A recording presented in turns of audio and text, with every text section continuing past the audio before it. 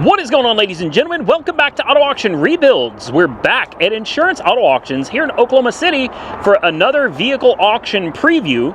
We're going to jump into a car or two today and see what we can find. How many of you remember this car? 1996 Buick Riviera. I've had like two of these. I actually had to rebuild the engine in one with engine parts from another. That's how poor I was, guy.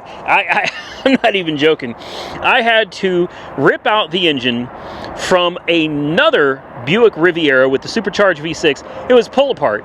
You know, you don't have to buy the whole engine. You could just buy the parts you need. I had to rip a bunch of parts out from the bottom end. Yeah, the bottom end. You know, parts that are matched to the engine. Parts that you can't just interchange between two motors. Yeah, I did. I absolutely interchanged two pistons, two rods, two connecting rods, and the bearings from one crankshaft and one engine block onto my engine block. Well, you know, what are you gonna do? I had two rods knocking, and it was a done deal, man. It was a done deal. I had two bent rods. It was bad. The block hadn't broken. The block wasn't cracked or anything. I can't believe, like, looking back, I can't believe I did it. I did it without any real special tools. It was a cluster. I'm going to tell you this, though. I put the car back together, and it ran. And it ran great. And I drove it for several months that way. And then, inevitably, I sold it because that's what I've always done. Are those mouse droppings all over the floor? Yeah, I think that's, I think there's mouse poop. Okay, so it's been parked for a while, which means it's not going to run. It's listed as a non-runner. The point is, guys, is these things are tough, you know? I could not imagine today pulling two pistons and two rods out of a different engine and then shoving them into another engine and expecting anything to work. But it did. Like, it legitimately worked.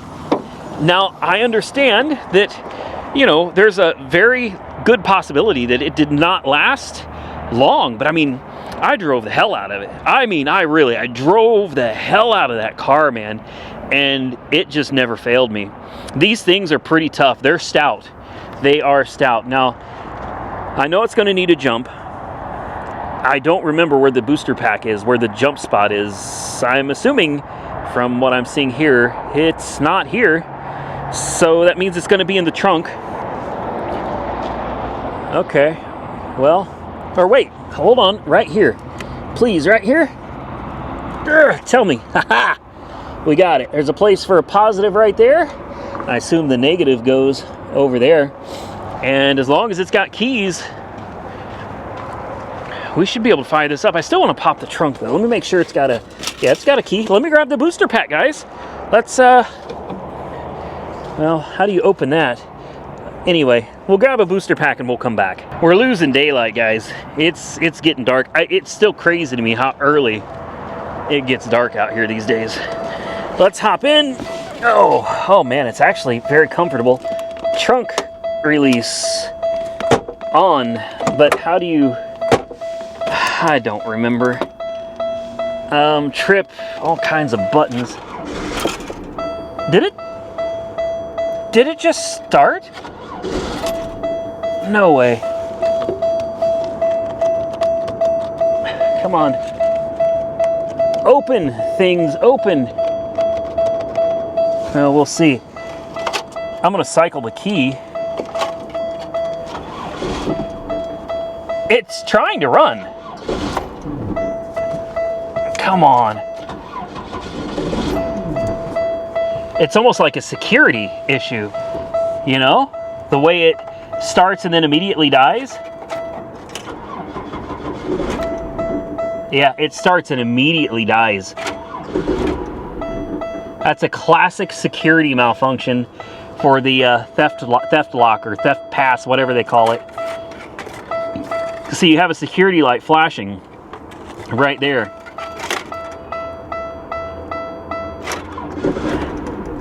Yeah. Yep, the security light stayed on.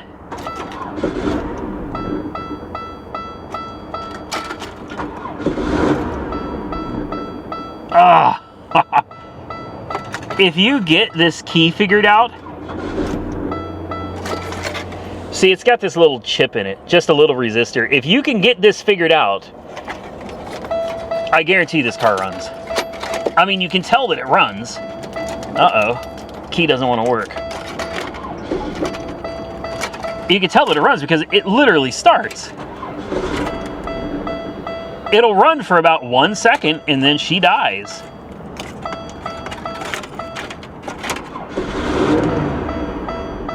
See, it runs. Okay. All right. Well, I mean, that at least tells us something. Let me check the important window real quick. Yes. Boy, this thing's been sitting a long time. It doesn't smell that bad, though. Oh, that window does not do anything. I don't know why I keep expecting it to do something different. Obviously, it's done. Ugh. That doesn't want to open. Looks like we did get the trunk open, though. Oh. Oh, yeah, she'd been sitting. Take a look at all of that goodness. Oh, yeah. There's lots of dead vegetation in here. What do we got? We got the spare tire. We got a battery. It's not hooked up to anything. Huh. You know, for the life of me, I cannot remember where the battery goes. I really can't. Oh, yeah. Yeah. Look how nasty.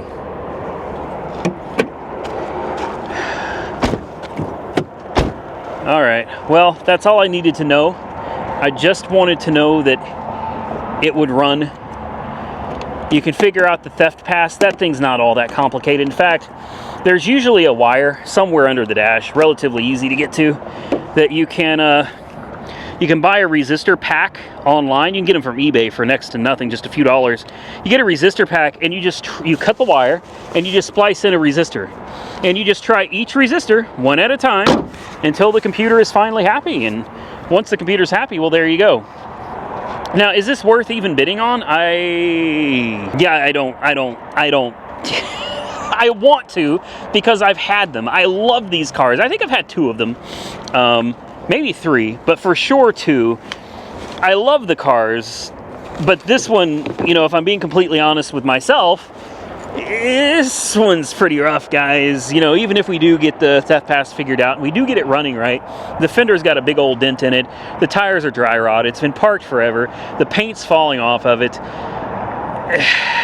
It would just take, yeah, it would take so much to make this car even halfway decent. And to be honest with you, I just don't think I have the time or the energy to mess with something like this right now. Now, before we get out of here, I had to take a look at this. This is another car that I had back in the day, except mine was gold, an Oldsmobile Alero. Yep, we have gotten to the point where these cars are now antiquated as well and regularly found in the junkyards. This is a 99. It's so sad to see the cars that I used to drive, the cars that I used to really love. You know, they're all set out to pasture now, being scrapped out. And truthfully, who's buying an Alero for parts anymore? I don't think people drive them anymore, honestly. And I don't know. It's just another one of those things that kind of reminds you, hey, buddy, you know, you're getting old there. Yeah, none of the cars that you used to drive are still on the road, and ooh, wow, the smell. Oh my. God, what is with some of these cars, man? Yeah, we'll, wow, that one tickles the nostrils in a really bad way. Anyway, it's sad to see the cars that you used to own, you know, sitting in the junkyard. And you know that they're not going to go be parted out. These are going to be junked. Like, these are destined for a crusher. Nobody needs parts for an old Alero anymore. So whoever buys this, it's going straight to the crusher. They'll cut off the cat, if it still has a cat. Cat/cats. They're going to crush it, and they're going to send the metal off to China, where they're going to melt it down, and they're going to, you know, hand us electric vehicles. Yeah. They'll make battery cases out of these cars is probably what they're gonna. It's freaking sad, man. It's not just sad, it's frustrating. It's aggravating to see all of these cars just, it's not just that they're being crushed, it's that the metal, the majority of vehicles in America that are crushed, they are literally, the metal is literally sent to China, guys. Everything's China now, you know? It's like we don't hardly do anything in this country on our own anymore. We've sold ourselves out, but that's not what this video is about, man. I could go on for hours about stuff like that, but I'm sure you guys don't want to hear it. It's just really frustrating is what I'm trying to say, and it's also a reminder that, yep, you're getting old. I certainly don't mean to rant in my videos about stuff like that. It comes over me, you know, and it's like, man, why aren't people talking more about some of this stuff? That's not what this channel is about, and we're not going to get into any of that. It's just kind of sad, man, and sometimes it's overwhelming. I'm standing out here and I'm looking at a lot of cars that I used to really love. Some of you are probably laughing, like, really? Who loved an Alero? I did. I was happy as hell to be driving in that car back in the day. Honest to God, I really loved that car. It met its demise when my then wife got drunk drinking a lot of wine with her cousin, and she ran it into a guardrail, and the guardrail permanently became part of the car. She's lucky she lived through it. She's lucky she didn't go to jail. She's lucky she didn't hurt anybody else. The crazy thing is, and then I'll end the video, is she called me before she left. It was storming that night, and she said, I'm about to head home. And I said, have you been drinking? I knew she'd been drinking. She's with her cousin. She's like, only a few glasses of wine. And I was like, nah.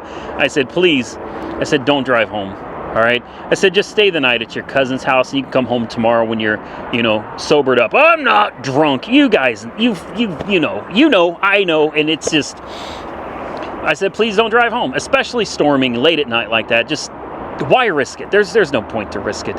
Well, she risked it, and yeah, she ended up impaling the car with one of those giant guardrails on the side of her. Like, it was embedded into the car. I wish I still had pictures. I probably do somewhere.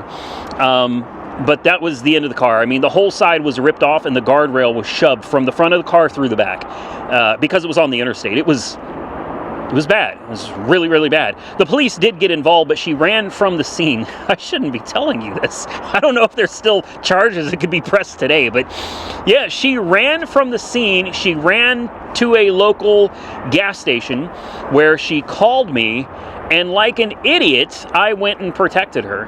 I did. I went and I picked her up and I brought her home, and like I said, the police got involved, but I'm not going to get any further into that story because, you know, the Fifth Amendment and things like that. When you love somebody, it's kind of crazy the things that you can do to protect them, only to find out later on that they really never cared that much about you in the first place. But that's another story. I hope you enjoyed today's video. If you did, hit the thumbs up button and let me know. Consider subscribing to the channel if you haven't already subscribed.